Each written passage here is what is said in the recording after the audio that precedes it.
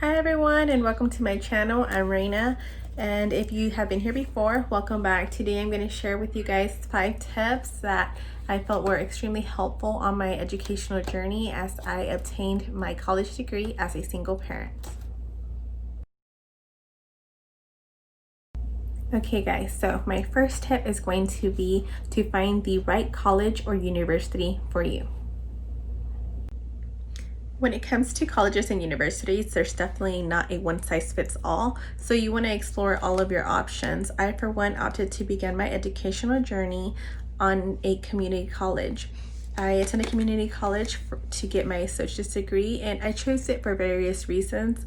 For one, I had no idea what I wanted to do, so it was the cheapest route to explore different options and really figure out where I wanted to go as far as my education went. Another thing that drew me into community college was that they offered very flexible schedules. I remember one semester I took a class as late as 9 p.m. and it ended at 10:30 p.m. For me, that was very important because being a parent, sometimes you really can't make time for school unless it's Saturday. And community colleges tend to offer those schedules that fit into our lifestyles a little bit better. When the time finally came for me to transfer, I also chose a university that was more geared towards the mature student, we could say. The students that generally went to my college or my university now were people who were returning to obtain perhaps a second career, or people just like me that were parents and just looking to finish their degree plan.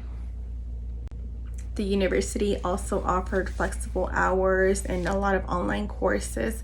And from my experience seeing my sister, who's 2 years younger than I am, going to a traditional university, I noticed that when she would pick classes, there were very limited slots, and there were also very difficult times to fit in and have a job, and to take a full load of classes, versus with the university that I went to, I never had a problem with that. They offered several classes and it was just easier to accommodate for my busy lifestyle.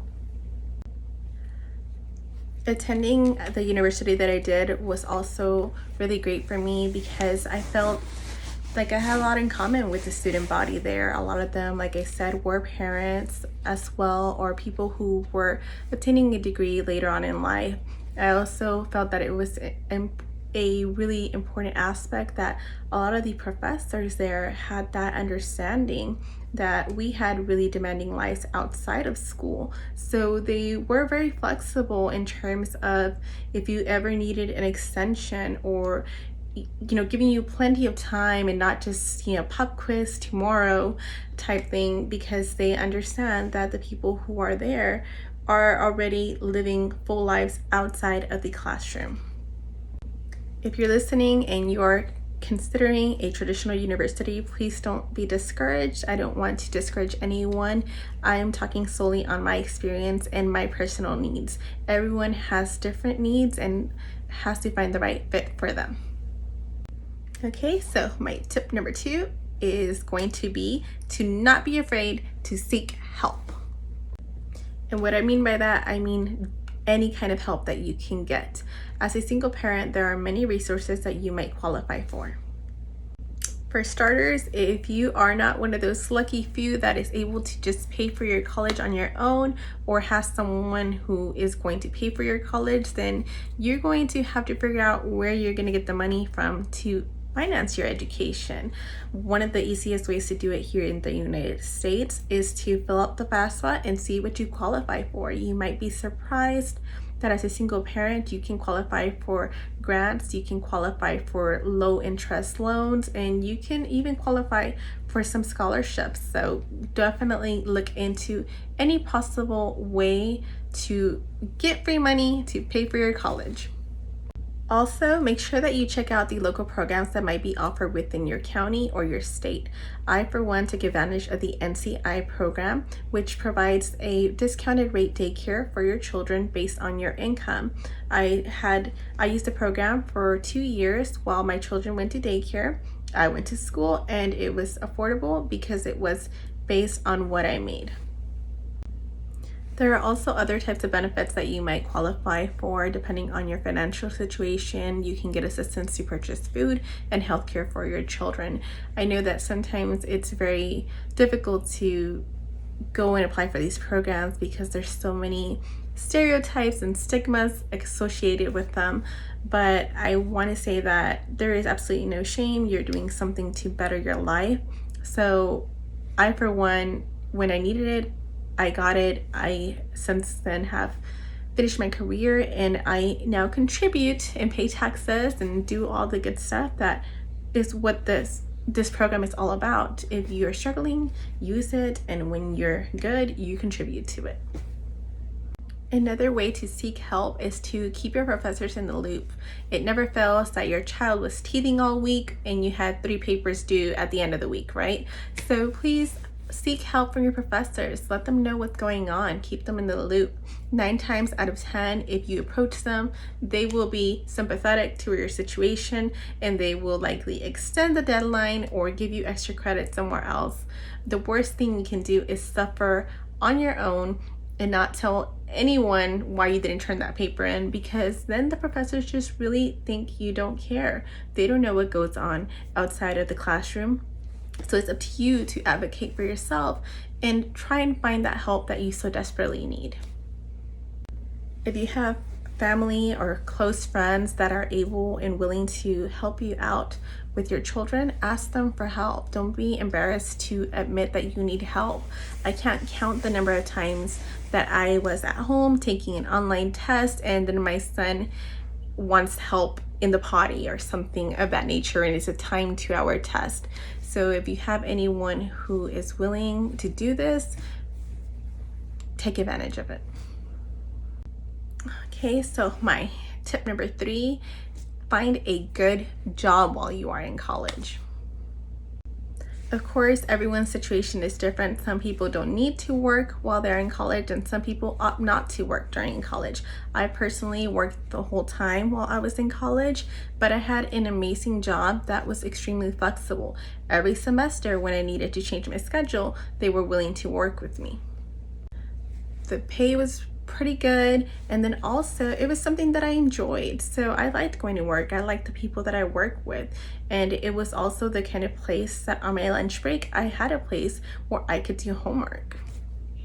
At the start of my educational journey, I had a terrible job. I worked a ridiculous amount of hours and I made okay money, but in turn what ended up happening is I withdrew from the semester because my job was so draining, and on top of having a child and then having a full load of schedule, it was just too much. So I definitely feel that having a good work-life balance is important when you are in college. I do advocate though towards holding, even if it is a part-time job, and trying to minimize the loans that you take and only take the amount of money that you absolutely need, just because you will have to pay it off one day and you want to get an education to set yourself free. You don't want to get in horrible debt where although you obtain an education, every month you have this huge debt holding you down. So I always have been an advocate of, if you can work and pay as you go, it's much better. It's definitely not the easiest route, but if you can find something that works for you, I definitely encourage you to do the work college life.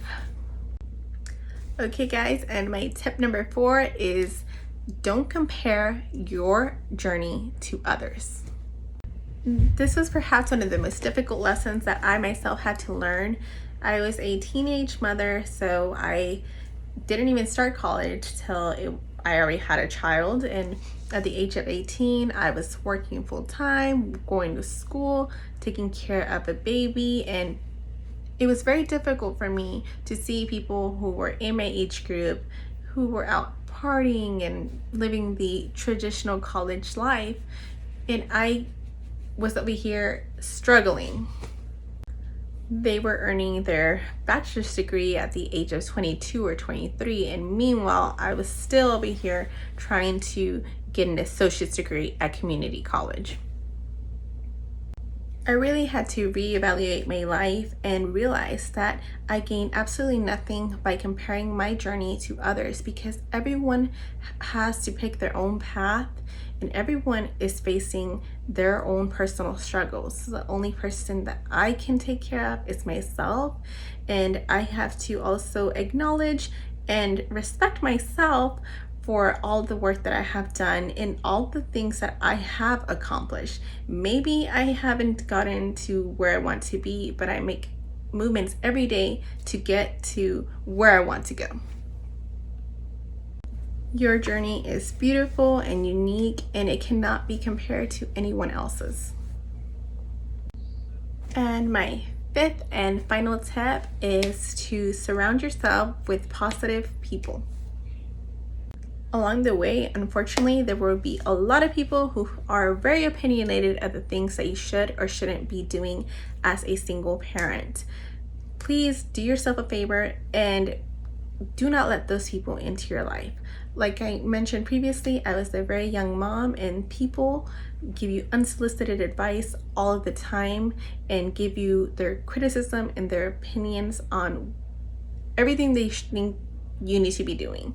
But I can guarantee you that I have never once paid one bill with someone's opinion. So please get rid of those people. Don't surround yourself with negative people, and try to find people that bring richness into your life.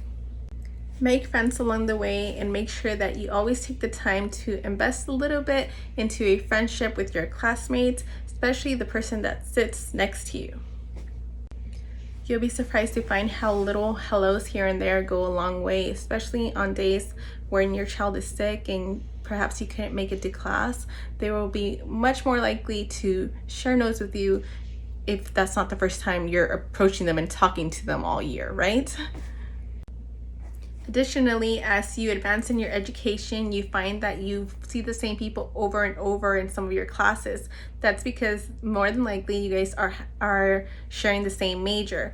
And those people you really want to get to know. You want to exchange numbers with them and just really develop relationships. Should you ever need it, I guarantee you these people would be more than willing to record a lecture for you if you can't make it, just like you would do the same for them. But more importantly, these people are all majoring in your major. So one of the big advantages of building connections out in school is that when you guys all hit the workforce and you're looking for a job, you kind of have a foot in the door. You can ask them, hey, what do you think about this job? Or, hey, I'm applying here. Can you put in a good word for me? These are connections that you're building, and if they know you as a student and they know your work ethic, they're going to put in a good word for you. So please invest time in building positive relationships all around you, at work, at school, at home, and go ahead and push all negativity out. All the people who are not supportive, or not even not supportive, but always critical of the things that you do, they don't need to be there. You don't need the extra stress. You're already dealing with so much. So push them out of your life and do your best to surround yourself with positive people who are going to bring positivity into your life.